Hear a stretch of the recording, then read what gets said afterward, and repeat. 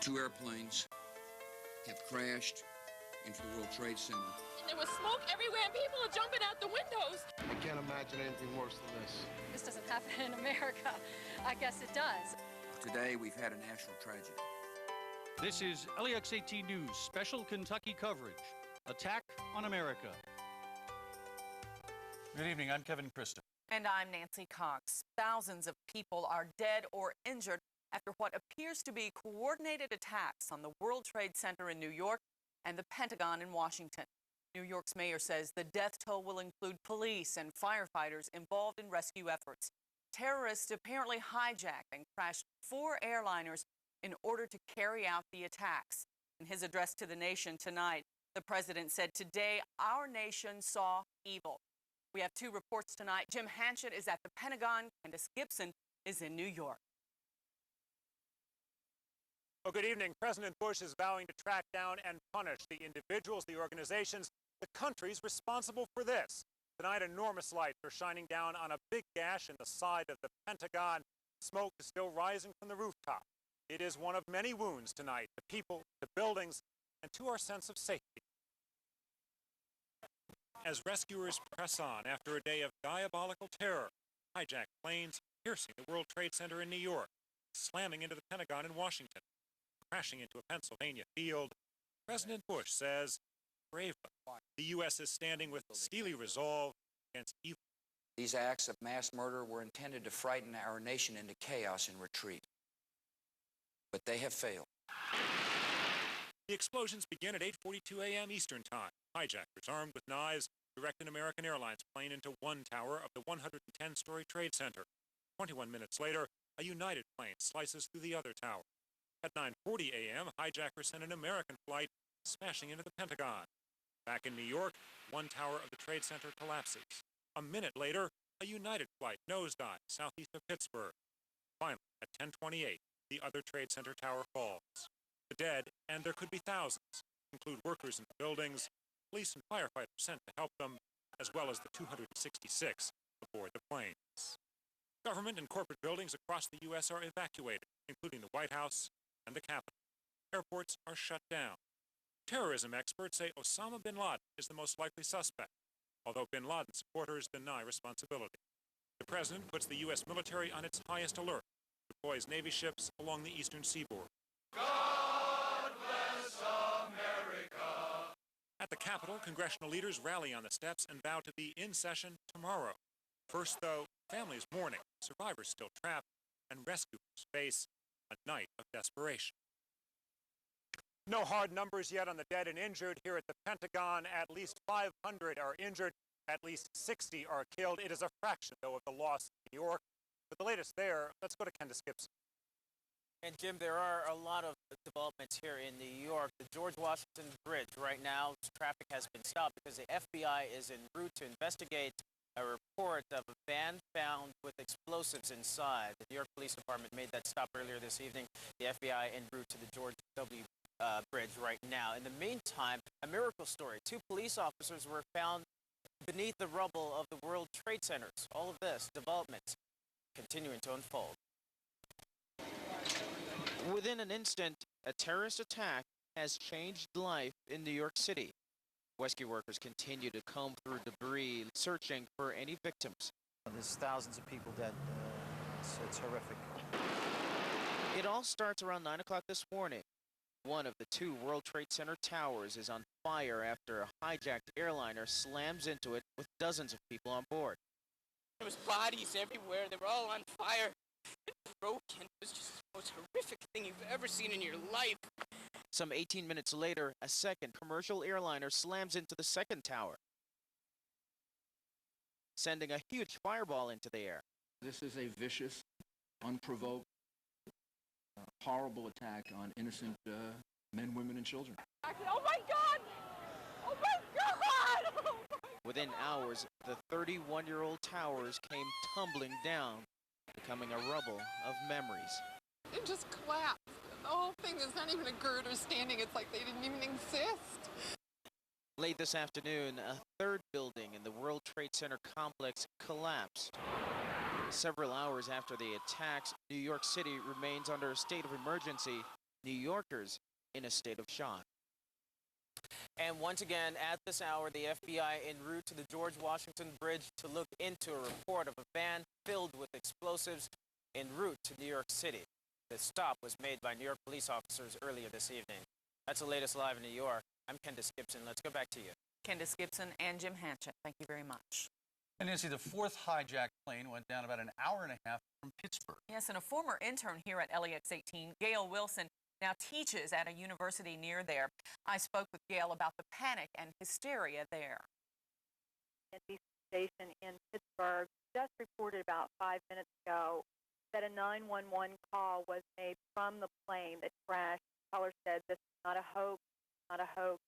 Flight 93 from United, we've been hijacked."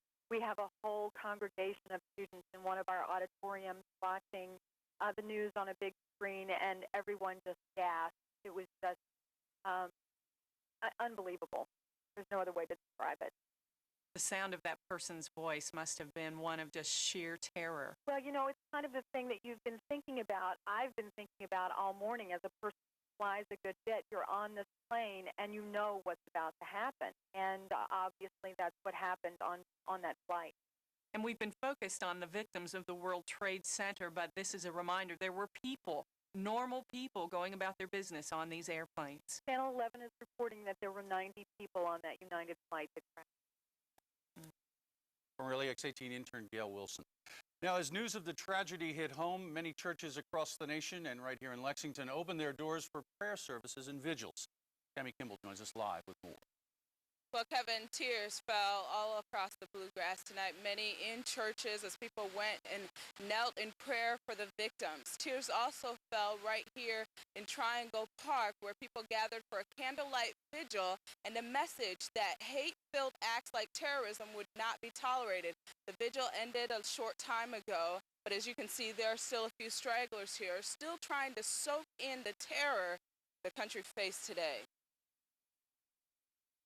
In a time where there are more questions than answers, many turn to God to find peace. A sign showed where worshipers could pray at Southland Christian Church. Their pastor gives words of reassurance at Centenary United Methodist Church as some head to the altar to pray. And at Christ Centered Church, a flag hangs upside down in the sanctuary as a sign that the country is in distress. Some put flags on the lawn. We decided that we would ask people just to bring flags to show honor and dedication and love for their country. People in the plane were trying to scare people in buildings, and they hit the buildings and some of the people died, and we're praying for them. Worshippers left Consolidated Baptist Church's Tuesday night Bible study after some discussion about the terrorist attacks. We're now seeing a time where literally anything goes. You know, right is wrong and wrong is right. So if it is a wake-up call, as some believe it to be, it could be that God has allowed this to happen to get our attention, focus back on Him. Strive to be good. Candles light the night sky at Triangle Park as people gather to take a stand against hate. Conservative people and real sort of hippie people and gays and straights and blacks and whites, and it's just, you know, we all really hate what happened today. And just sort of being here with other people makes it a little easier. Now, we received dozens of calls into the LEX 18 newsroom this afternoon from churches that their doors would be open all day today for people to come in and pray. Many of those churches will have their doors open again in the morning, but one good way for you to find out if that's the case with your church is to simply give them a call in the morning.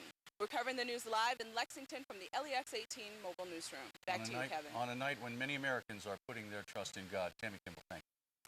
Congressman Ernie Fletcher has taken note of this outpouring of sympathy and support from Central Kentucky.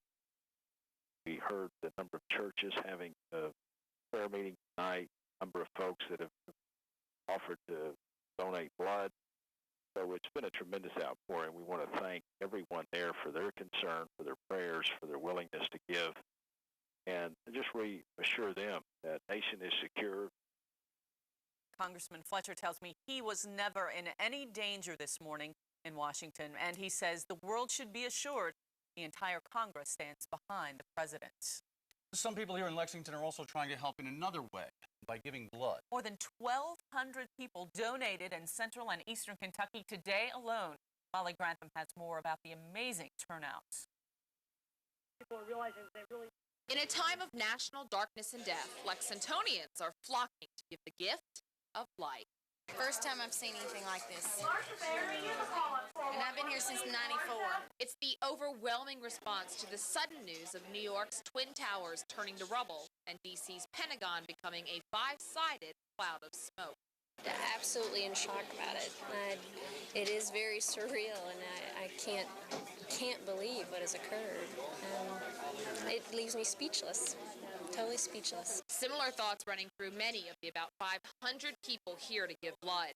Some say a Good Samaritan act is a small way to overcompensate for terrorist evil, but others are more simple in their reasoning. They just don't know how else to help. And as you can see, this is the way many people are deciding to help. It's nighttime, after hours usually closed. We still have a full lobby, people eating dinner, watching CNN, trying to get as much information as they can before they donate blood. In fact, the sign-up sheet here at the Kentucky Blood Center ended at 6:30 because at that point it was already a 4-hour wait. We're covering the news in Lexington. Molly Grantham, back to you.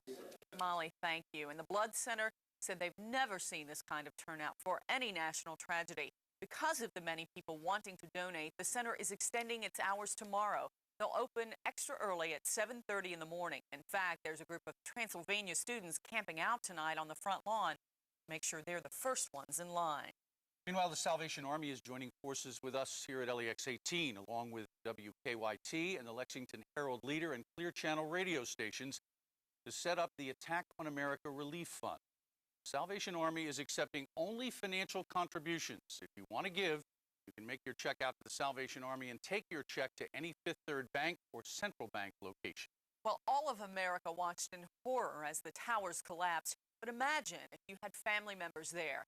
One Lexington Community College student does. She talked about trying to reach her brother, holding out hope tonight for the best. I hope that he's okay.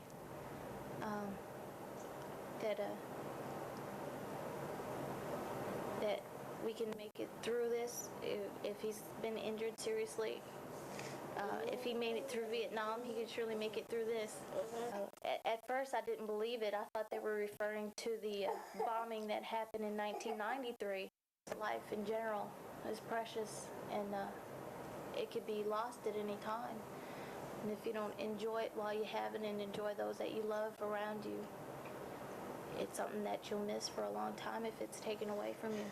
I left New York because of a lot of the unsafe things that were going on just locally, just the crime.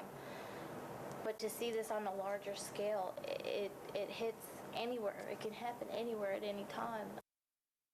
People have been watching this story unfold on television all day. And they've also been talking about what so many of us are calling the biggest tragedy on American soil since Pearl Harbor. Richard Long, live from Lexington with more. You know, we were actually live here tonight at Damon's, a pretty popular restaurant, especially if you're looking to go watch the game. They got plenty of TVs behind me. They're not watching the game tonight. In fact, a large number of people were here watching the news, as they still are. Even though there were a lot of people here, they say they weren't having a good time, but they say that in moments of tragedy like this, it is often good to have other people to talk to. To today's tragedy is mixed. While many businesses decided to close early, sending employees home, others stayed open, allowing the healing process to begin with conversation. It's just incredible. You can't even believe that it went on. I mean, the last time I remember something like that was when people tell you that the space shuttle blew up. And, I mean, it's like, yeah, you're joking. It's just too overwhelming and just more awesome than anything I've seen in my lifetime. But for some, the tragedy is far too real. Because I know someone that worked in that building, one of the two buildings, and I'm not sure she got out. We just had a friend of ours there talking that, you know, they had a girl in their wedding that was up there that they're unaccounted for right now. So we're still kind of curious to see what's going to happen with that.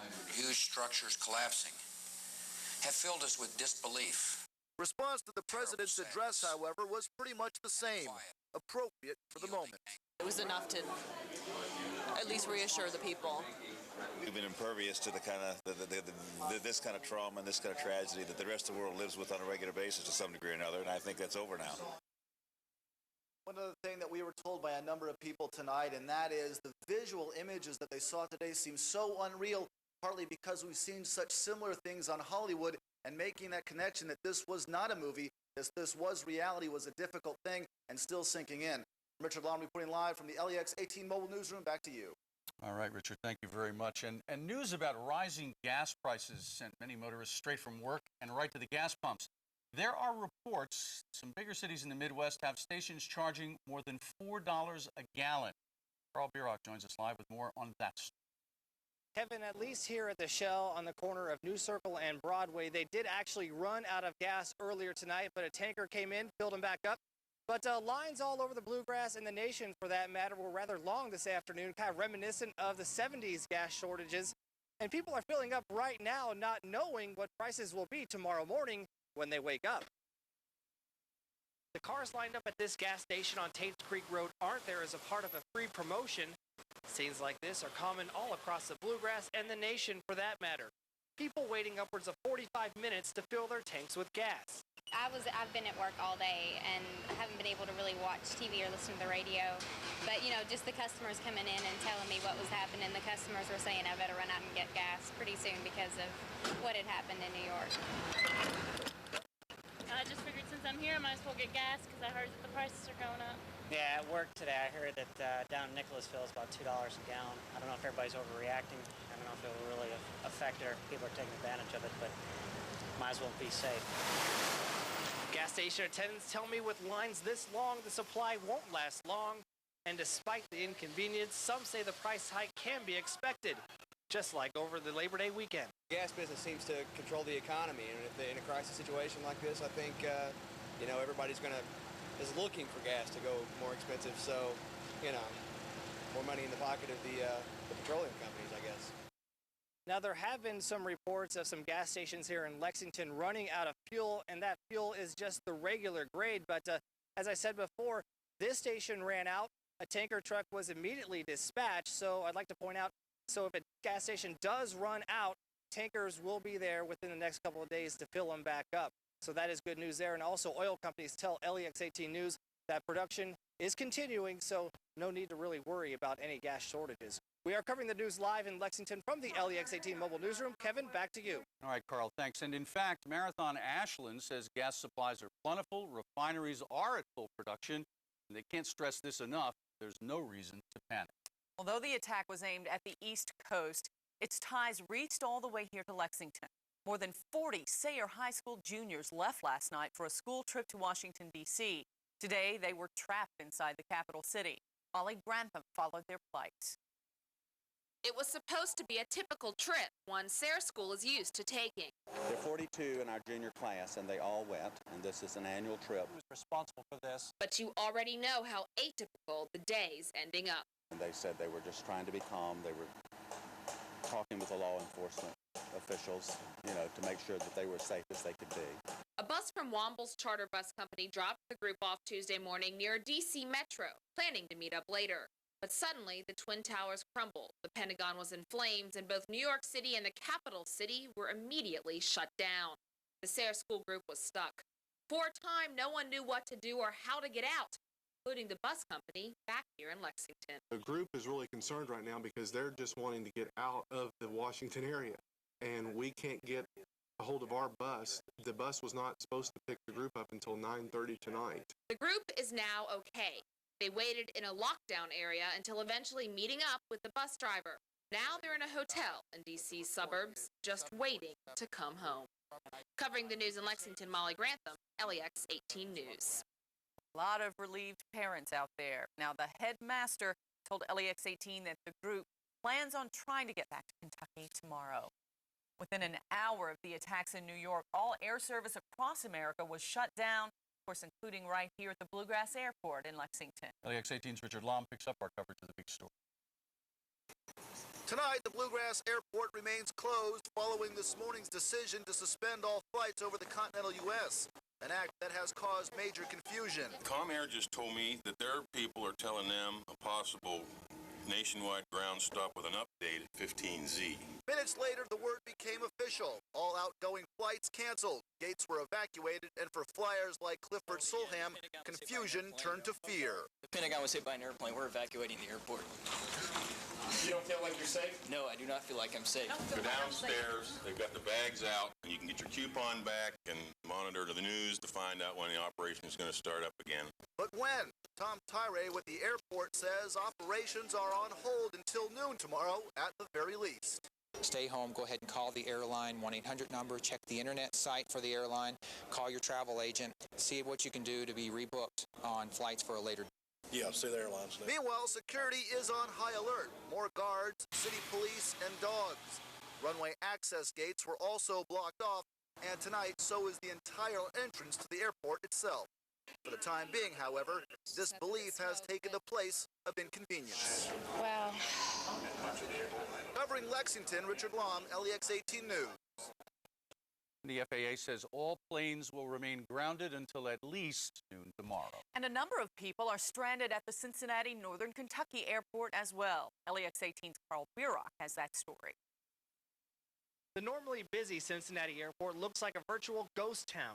There is no activity on the ramps and at the ticket counters. The departure and arrival signs read the same, canceled. Even if some planes took off, they are quickly brought back to land. Getting ready to serve breakfast and all that, and they made an announcement that the World Trade Towers had been bombed and that all airports were closed and that we were turning around and going back to land here, and they would update us once we got here and got off the plane. It hurts.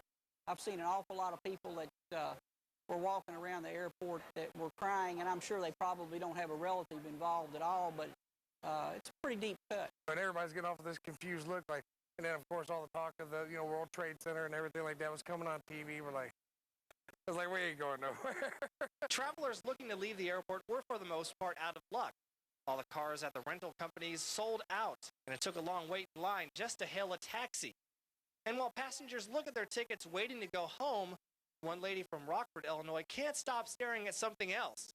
Her ticket to the World Trade Center, the site she visited just 24 hours earlier. When we got here to the airport and we heard about it, we called, our parents and our kids, and it was like to let them know we were okay, because they were like, boy, they could be there. Yeah, pretty awful. Covering the news in Boone County, Carl Bierock, LEX 18 News.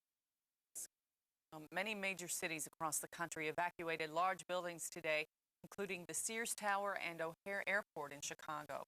Well, tension has been running high at the state capitol today as well. Kentucky State Police tightened security at the building this morning in response to the terrorist attacks, and as LEX 18's Lisa Kaplan reports, some workers were too nervous to stay. All entrances but one sealed at the state capitol. People can only enter through the east end, where they must sign in and show ID to security guards. We don't have any reason to believe there's any danger to this building, but we're taking whatever precautionary steps we think we should take. State police officers are on guard at all sealed entrances, while police cruisers patrol streets surrounding the building. The mood inside, somber and tense. Some of the hundreds of Capitol workers on edge left early for the day. Others chose to stay on the job, though distracted, keeping TVs and radios tuned to coverage of the attacks. I've been glued to it, quite frankly, and I've been horrified by what I've seen. I mean, it's just surreal. You can't believe that this is actually occurring. Administrative Assistant Iris Lewis is among those who chose to stay, though she admits to feeling slightly nervous. Been a little tense here today, actually, but we're really grateful for the lockdown. It's made everybody feel a little more comfortable. Covering the news in Frankfort, Lisa Kaplan, LEX 18 News. Security's also been tight today at the governor's mansion, and the lieutenant governor's mansion was closed to tours.